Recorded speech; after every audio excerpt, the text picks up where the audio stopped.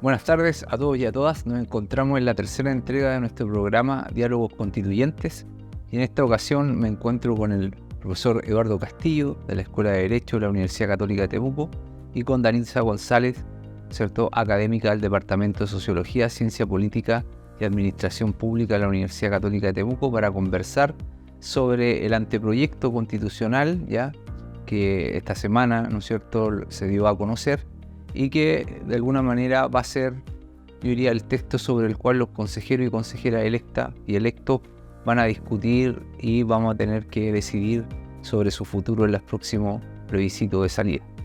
Así que muchas gracias por asistir al programa y por la conversación. Gracias por la invitación, Miguel. Muchas gracias por la invitación.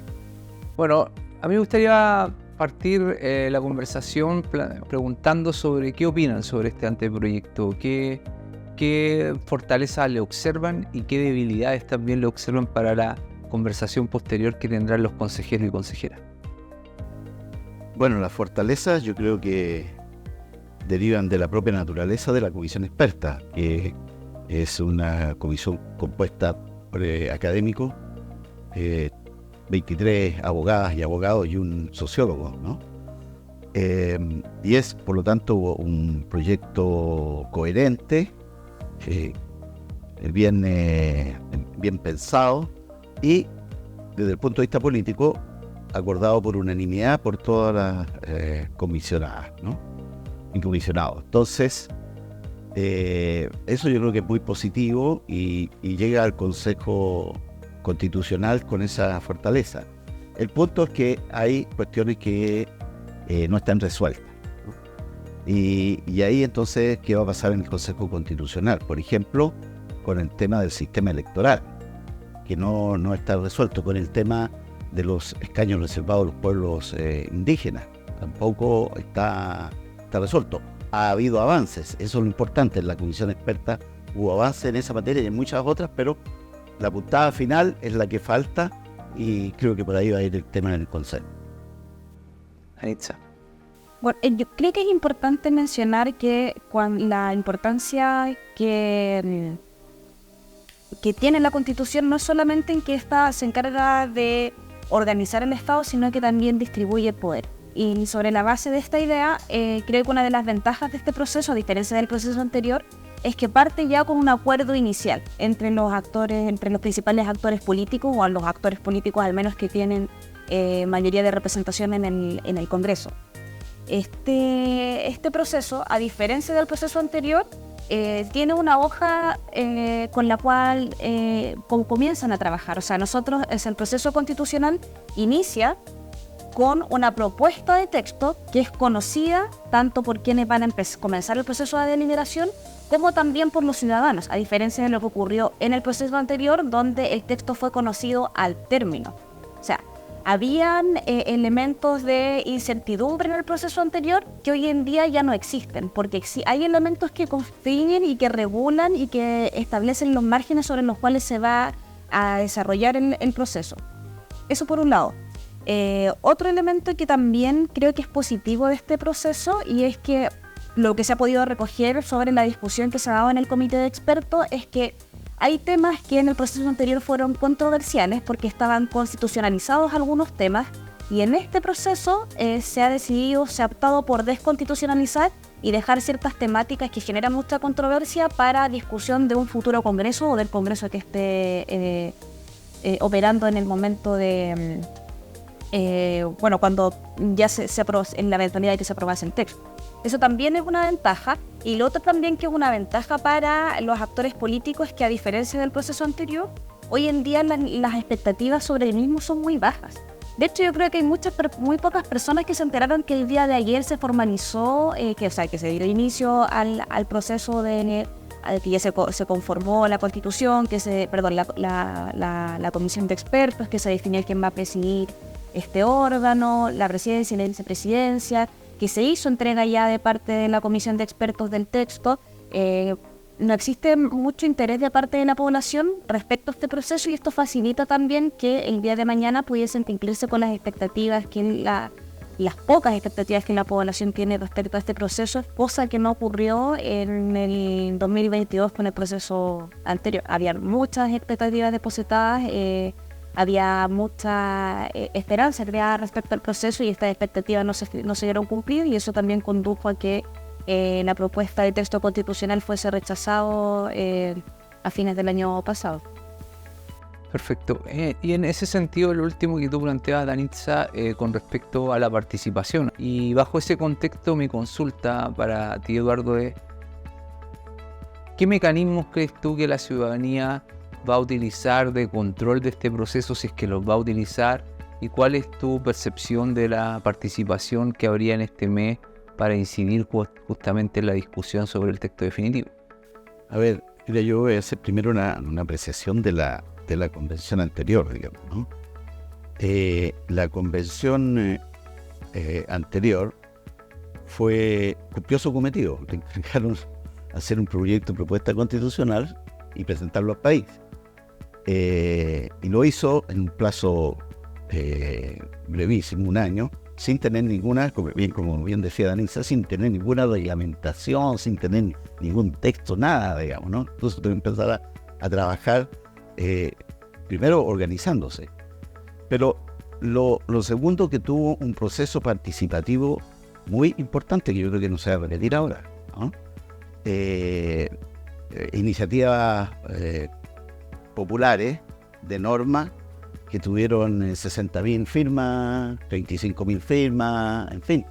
Es por eso porque la ciudadanía está involucrada. Entonces, yo creo que hay que ver, esa convención fue una convención de participación ciudadana. Ahí no estuvo la política, no hubo política, y prueba está que el texto, el resultado del plebiscito obedece a eso, ¿no? Hoy día está la política asentada en la comisión experta, 12 y 12, 12 de gobierno, 12 de oposición.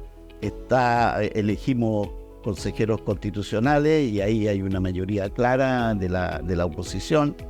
Y funciona como partido político. De hecho, al día siguiente de la instalación del Consejo Constitucional se reunió la mesa, presidenta y vicepresidente, con los delegados de cada partido, y son 6 delegados nomás.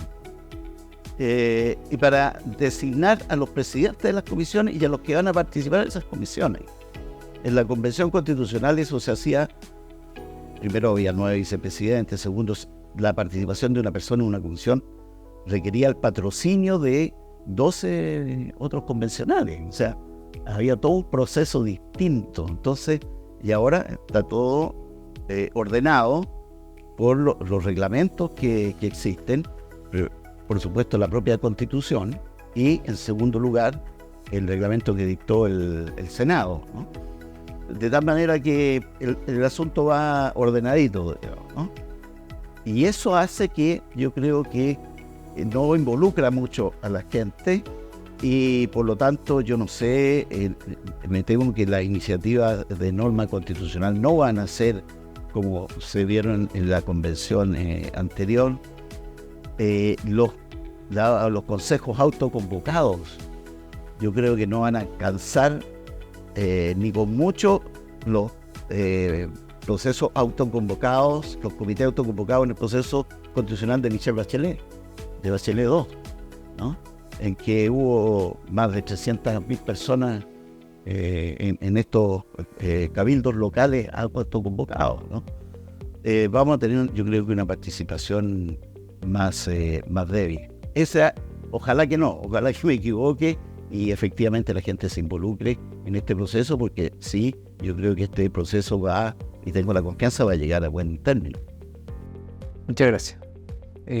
Bueno, entonces aparecen algunos desafíos, todavía normas que no quedaron definidas, y el tema de la participación sigue siendo un aspecto crítico. A la vuelta de la pausa retomaremos la conversación sobre estos temas de manera mucho más específica.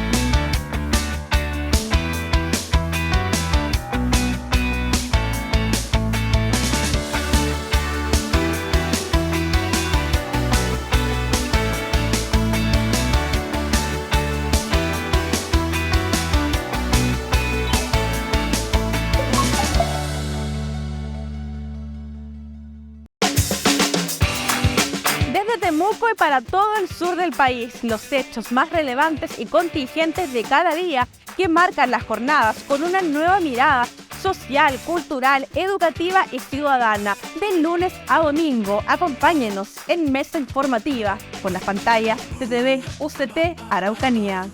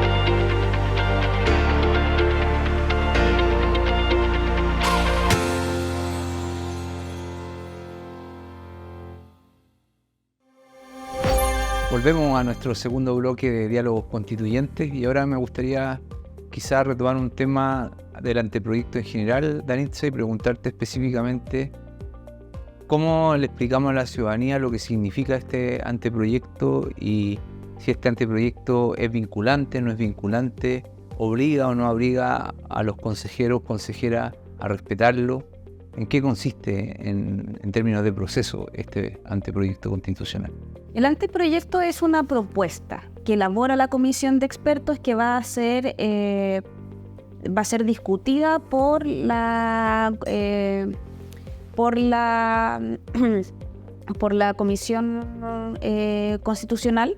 Se va a someter también a votación lo que propone la comisión de expertos, pero no es que lo que ellos elaboren necesariamente se va a transformar en la propuesta definitiva. O sea, tiene que someterse primero a un proceso de deliberación de parte de la comisión constituyente, y esta propuesta también responde a las 12 bases o 12 principios que fueron acordados inicialmente por los partidos políticos, que no incluían ni al Partido Republicano ni al Partido de la Gente. Esta propuesta comienza su proceso de discusión el día ya 7 de junio y durante un periodo de 5 meses aproximadamente va a ser motivo de discusión dentro de la comisión que fue electa a través de votación popular. Perfecto. En ese sentido, Eduardo, la pregunta que uno podría hacerse es, de alguna manera, si tú lo planteabas, que habían ciertos temas que en los cuales no se había podido todavía establecer algo definitivo, con temas de los escaños de los pueblos originarios y el tema, por ejemplo, del sistema electoral. ¿Tú a qué atribuirías finalmente esa falta de consenso si estamos hablando de una comisión de expertos que, si bien tiene una orientación política, ¿por qué tú crees que no hubo acuerdo en algunas materias?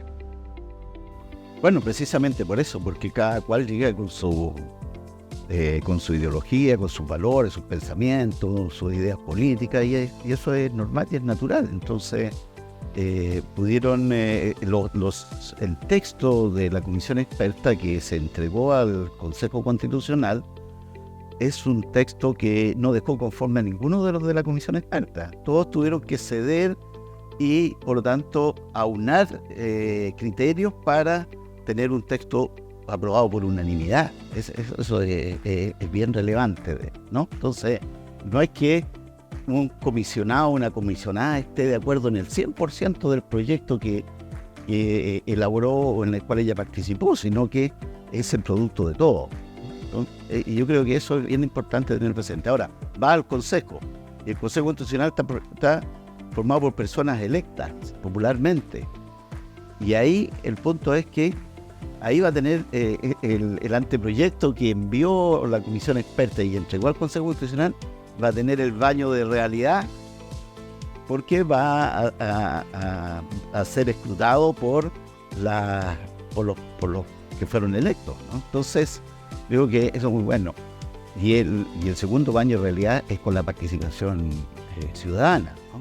Yo creo que aquí la labor que están jugando las universidades, en particular en esta región, la Universidad Católica de Temuco, la Universidad de la Frontera, para ser los, entre comillas, buzones de esta participación, es muy, muy relevante. Y yo creo que ahí es donde tenemos que poner mayor énfasis, porque eso va a ir al Consejo Constitucional y va a ser un insumo que va a tener el Consejo que tomar en cuenta necesariamente para ver si modifica lo que le envió la comisión experta o si suprime algunas cosas o le agrega algunas otras que no están. Y esa es la oportunidad de la ciudadanía de agregar cosas que no están, por ejemplo. Perfecto. Danitza, quizá uno de los problemas que tuvo la propuesta constitucional anterior fue que antes de que se votara, de alguna manera salió, por así decirlo, con problemas de legitimidad, es decir, con problemas de validez o problemas de confianza. Una de las causas, no la única, pero de las que se plantea los análisis. Este anteproyecto, a tu juicio, ¿dónde están los riesgos de que pierda legitimidad o pierda validez en el proceso posterior que señalaba Eduardo? Algunas de las críticas que se hicieron al acuerdo al que llegan los partidos políticos que se materializa en las 12 bases constitucionales es que fue precisamente eso, un acuerdo entre partidos políticos que no estuvo abierto a participación ciudadana, donde la población no pudo involucrarse en la discusión, sino que más se criticaba por ser llamado una suerte de cocina entre los partidos. Aunque nosotros sabemos que el llegar a acuerdos forma parte, es esencial dentro de cualquier proceso político. Uno agradece que ese tipo de conversaciones se den, que se abran y que los partidos, por distintos o disímiles que sean sus intereses, sean capaces de establecer ciertos mínimos comunes para poder asegurar ya en un segundo tiempo un mejor resultado para poder llevar esto a buen puerto. Los problemas de legitimidad que se pueden enfrentar están, por un lado, en eso, como en el origen del proceso, pero si bien puede ser cuestionado por ese ámbito, también entrega mayor certezas tanto a la ciudadanía como también a quienes están encabezando el proceso de discusión. La legitimidad, está primero porque quienes han formado parte de quienes van a definir el texto son personas que fueron electas a través de un proceso de votación popular, que además fue con voto obligatorio, lo que significó que la gran mayoría de la población pudo participar de este proceso, y también se va a someter a un plebiscito de salida, como fue la vez anterior, donde también van a operar lógicas de voto obligatorio que, a diferencia del proceso anterior, ya no se van a utilizar los términos apruebo o rechazo, sino a favor y en contra. Esas son las cosas que se van a votar en la próxima elección. Yo quisiera agregar algo a lo que comentaba el profesor Castillo en la pregunta anterior relativa a por qué, por ejemplo, no hay acuerdo en materias como el sistema electoral. Y es que nosotros no debemos olvidar que las reglas que establece el sistema electoral condicionan quienes van a ocupar puestos de poder en la política. Por lo tanto, las reglas que se definan en este sistema electoral va a beneficiar a unos y puede perjudicar a otros. Por lo tanto, dependiendo de los intereses que tengan los actores, va a ser más complejo poder llegar a un acuerdo que sea capaz de satisfacer a todos los actores. Por ejemplo, los partidos políticos pequeños se ven favorecidos con sistemas de tipo proporcionales versus los partidos más grandes les favorecen sistemas mayoritarios. Hay que hacer divisiones, por ejemplo. Por lo general, esto siempre se resuelven con leyes, más que desde lo constitucional, precisamente porque la Constitución muchas veces se transforma después en una camisa de fuerza, porque constriñe la discusión, porque se piensan a largo plazo, mientras que las leyes habilitan los procesos de decisión en política. Yo creo que es cierto lo que dice Danitza, pero las bases esenciales del sistema electoral deberían estar en la Constitución, porque si tú las dejas al Parlamento, va a dejar que los mismos interesados estén fijando las bases. Claro. O sea, los parlamentarios en ejercicio van a fijar las bases que más les convenga a ellos. Entonces yo creo que en la Constitución, por ejemplo, ya hay un tema, ¿por qué es importante esto? Porque el sistema electoral tiene que ver con la fortaleza y la legitimidad de los partidos políticos al final, ¿no? Entonces, hoy día lo que está desprestigiado en la política, los partidos políticos, Y eso, si queremos recuperar eso, hay que establecer normas para fortalecer los partidos y que no haya tanta dispersión y haya mayor concentración. Eso puede colocarse en la Constitución. Ahora, mayores detalles, el distritaje, cuántos distritos va a haber y todo eso puede quedarse en la ley, pero en la Constitución ya hay una norma que es el umbral del 5%. O sea, el partido que no logra el 5% de los votos en una elección no elige a ningún parlamentario. Bueno, eso es uno de los acuerdos es un punto donde hay consenso entre los actores. Pero debería haber más consenso en otras cosas también que son pilares en el juicio, ¿no? El sistema electoral, si en lista cerrada, abierta, en fin, ¿cómo se va a hacer? Y el resto dejarlo, como dice Teresa, a la ley. Perfecto. ¿Camisa de fuerza o de alguna manera más una constitución más habilitante? Eso es lo que discutiremos en el tercer bloque de nuestro programa.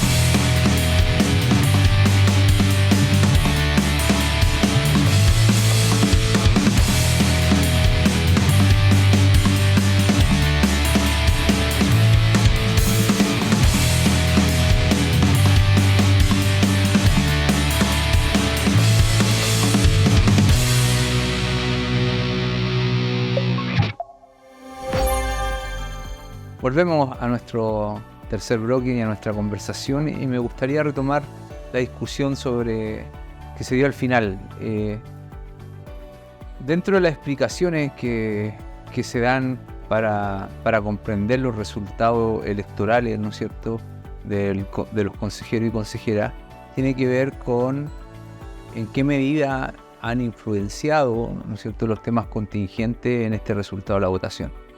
Y en ese sentido me gustaría nuevamente quizás retomar, en términos más bien de información a la ciudadanía, cuáles son los límites de una constitución, si realmente nos van a resolver los problemas contingentes, es decir, puede operar más como una ley y cómo no puede operar finalmente necesariamente como una camisa de fuerza.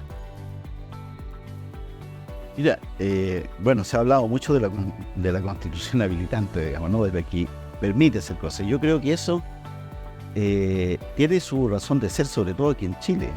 Aquí en Chile tenemos un régimen presidencial y hablamos del hiperpresidencialismo, del gran poder del presidente, pero resulta que llega a la moneda una presidenta o un presidente y no puede hacer nada porque tiene el Congreso en contra. Entonces se ve afectada la gobernabilidad de llevar adelante su programa, por lo cual fue elegida esa persona, ¿no? Y yo creo que una constitución debe permitir que haya el ámbito de la sociedad en un momento determinado pueda elegir una determinada dirección y a la elección siguiente elegir otra, digamos, ¿no? En Inglaterra, después de la Segunda Guerra, gobernaron los laboristas 5 años y nacionalizaron las minas de carbón, etcétera. Y después recuperaron el poder los conservadores y e hicieron otras cosas, deshicieron esas nacionalizaciones. ¿Por qué? Pero la gente lo eligió. Entonces, aquí es imposible seguir con una constitución que fija las políticas. Tú tienes una política pública y la constitución, si quieres cambiar esa política pública, no te lo permite, ¿no? Tenemos que tener una constitución habilitante que permita llevar adelante los programas de gobierno dentro de los marcos, evidentemente, de la democracia, del respeto a los derechos de las personas, del desarrollo de los derechos económicos y sociales, etc., ¿no? Pero tiene que haber ese marco general y, en segundo lugar, que permita que cada gobernante pueda llevar adelante su programa. Y eso tiene que ver también con la composición del Parlamento, que no haya tanta dispersión. Danitza. Sí, el caso latinoamericano se ha caracterizado por constitucionalizar la mayoría de los conflictos que se han dado en el plano político, a diferencia de lo que ocurre, por ejemplo, en Estados Unidos, donde ellos tienen una constitución de larga data que no ha sufrido mayores modificaciones porque los conflictos políticos los resuelven mediante leyes, ¿sí? Claramente son contextos distintos, pero yo creo que en Chile al menos se debiese apuntar más, tal como decía el profesor, a generar una constitución que establezca mínimos de convivencia que sean aceptados por la sociedad, que generen consenso mayoritario, pero que también permitan a quienes están ocupando espacios de poder también poder tomar decisiones y no verse restringido por una constitución maximalista que busca regularlo todo y a largo plazo. Esta constitución o esta propuesta debiese aspirar a diferencia de lo que fue la propuesta anterior, generar consensos frente a ciertas temáticas que permitan darle gobernabilidad al país, por lo menos durante los próximos 20 años, sin entrar en discusiones que deban resolverse necesariamente por un tribunal constitucional o una Corte Suprema, como ocurre, por ejemplo, en el caso estadounidense. O sea, que puedan resolverse esto desde el Congreso o quienes toman decisiones, en definitiva. Y en ese sentido, a propósito de lo que hablábamos en la sección pasada con respecto a la participación, ¿cómo podemos cómo podemos generar incentivos justamente frente a demandas que parecen más contingentes de la sociedad? Está hablando de temas de seguridad, ¿no es cierto?, temas de desempleo, que a lo mejor todavía siguen viendo en la Constitución una posibilidad de revertir dichas situaciones. ¿Cómo manejamos justamente eso con la legitimidad de la Constitución? Sí, ahí lo que hay que ver es si el texto constitucional, por ejemplo, pongamos el que propuso la comisión experta, frente al problema que tengo yo, que es mi problema de pensiones, ¿ya? Ese texto habilita para tener una solución distinta en el tema de las pensiones. No digo que sea esta o aquella, estoy diciendo para tener una solución distinta o no. Y ese es mi problema. Otras personas dirán, mire, yo quiero la seguridad aquí. A ver, el texto menciona o no menciona a Carabineros, a la PDI, qué facultades le da a las instituciones del orden público. Y otro dirá, mire, a mí me interesa el tema de la salud o el tema de la educación, ¿no? Entonces, yo creo que hay que interesar a la gente por sus problemas, no porque la Constitución vaya a resolverle los problemas, sino que la Constitución abre las puertas para que ello suceda, ¿cierto? Entonces, ese es el punto que hay que, yo creo, hacer sentir a la gente, porque lo otro es un engaño, una demagogia, decir, mire, la Constitución le va a solucionar el problema de la pensión o de la salud. Entonces yo creo que por ahí va el tema de saber comunicar las habilitaciones que hace la Constitución para solucionar estos problemas, estos nudos que tenemos, que son básicamente eso, ¿no?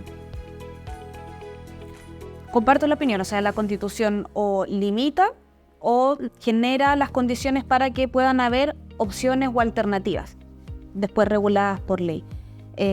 Al menos en lo que se presentó en la propuesta de la comisión de expertos, se avanza, por ejemplo, en empezar a discutir sobre algunos derechos como el derecho a la vivienda adecuada, el derecho a la cultura, el derecho de los consumidores también, que es algo que es una preocupación también de las personas, pero aún así también hay algunos temas que de momento no se han considerado en la discusión, como Por ejemplo, el reconocimiento al trabajo doméstico o de crianza y de cuidados. Hay algunos temas todavía que aparecen pendientes y que también son un sentir importante de la población respecto al reconocimiento de ciertos derechos, pero se avanza. En ese sentido y hay acuerdo dentro también de las partes, que es lo más importante, porque eso es lo que al final del día va a definir si es que estos temas se van a abordar en la propuesta final o no. Claro, y siguiendo la misma línea, se habla, por ejemplo, del derecho a la vivienda, el derecho a la educación y la salud. Se habla de los derechos sociales que se van a implementar en forma progresiva, ¿eh? Y con responsabilidad fiscal. Entonces, es claro que no están todos los recursos para dar inmediatamente vivienda a todas las personas que la necesitan, pero esto tiene que avanzar y tiene que ser progresivo, ¿no? Y respetando las reglas de la responsabilidad fiscal que nos permiten que la economía esté sana para poder enfrentar precisamente esas inversiones que necesitan hacerse, ¿no? Perfecto. Y en ese sentido, quizás si se pueden referir brevemente, vuelvo a plantearlo desde el punto de vista del plano del ciudadano o la ciudadana. ¿Cómo reducimos las incertidumbres? Porque uno podría pensar desde una lógica más sencilla, decir, bueno, si dejamos esto muy abierto, quizás las incertidumbres de alguna manera se acrecienten en la ciudadanía, incertidumbres que tiene hoy, de no saber finalmente qué es lo que va a pasar.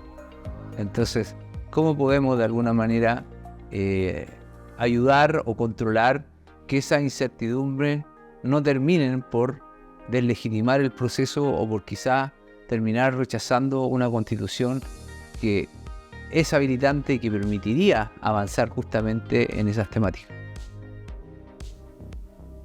Mira, yo creo que el ideal, primero decir que el 17 de diciembre vamos a ir a decir, ¿no?, si respaldamos este proyecto constitucional o estamos en contra de él. Y para respaldarlo, la incertidumbre que uno pudiera tener es si va a tener o no las puertas abiertas. No es que me lo vayan a negar en la propia Constitución, sino que si va a tener o no las puertas abiertas para que su hijo que va a la escuela en Puerto Aysén tenga las mismas oportunidades que aquel chico que va a la escuela en un liceo de Santiago, ¿cierto? O sea, si está la posibilidad de que eso ocurra, de que haya una organización del Estado y una provisión de la educación que nos lleve para allá y que sea de calidad, entonces ya tenemos esa inseguridad, pero desde el punto de vista positivo, de que podemos superarla, ¿no? Y así con el resto de las cosas. En un minuto, si pudieras, ojalá, Dani. En un minuto. Bueno, hay que considerar que el contexto político donde se está llevando a cabo esta discusión es distinto al contexto que nos enfrentamos en el pasado 2002 y por supuesto también habiendo vivido ya una experiencia previa, se aprenden ciertas lecciones. Primero, hay que trabajar la comunicación respecto al contenido del texto para que efectivamente haya información respecto en cuanto a su contenido. Pero también hay que tener en consideración que los actores políticos tienen ahora intereses distintos a los que tenían en el 2002 porque se vienen nuevos procesos en el frente. Solamente por mencionar, el Partido Republicano, quien encabeza hoy en día el proceso porque tiene la mayoría de los miembros dentro de la comisión, ellos también están pensando en la próxima elección presidencial. Entonces el éxito o el fracaso de este proceso puede también generar algunos coletazos para las opciones presidenciales de José Antonio Kast. O sea, si ellos quieren convertir a José Antonio Kast en el próximo presidente de Chile, tienen también que depositar esfuerzos en poder facilitar el que este proceso salga adelante y que sea exitoso, y eso va a involucrar, obviamente, tener que llegar a acuerdos y negociaciones con los otros actores políticos o sectores políticos que están también representados en la Constitución. Entonces, el ánimo de que el resultado sea exitoso, y estoy pensando en el éxito solamente en que se apruebe el texto, es distinto al que existía en su versión anterior. Agradecemos a Eduardo y Danitza por la conversación y nos veremos pronto en un cuarto conversatorio sobre Diálogos Constituyentes. Así que hasta la próxima oportunidad.